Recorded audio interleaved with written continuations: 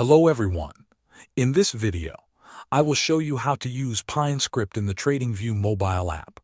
First, open the TradingView app on your phone. Wait for the app to fully load. Once it is open, go ahead and open any chart.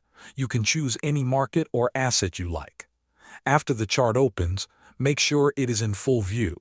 If it is not in full view, tap on it so it expands and fills your screen. Now look at the top corner of the chart screen. You will see a 3 dots menu. Tap on those 3 dots. A menu will appear with several options.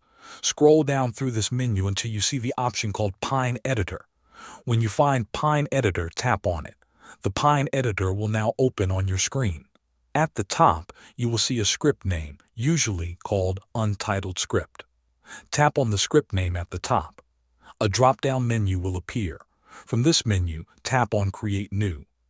Then select the type of script you want to create. You can choose an indicator or a strategy, depending on what you need. After selecting the type, you can either paste your existing PineScript code into the editor or write your own script directly in the editor area. Take your time to make sure everything is correct. Once you are done, close the Pine Editor. Your new indicator or strategy will automatically appear on your chart. Thanks for watching.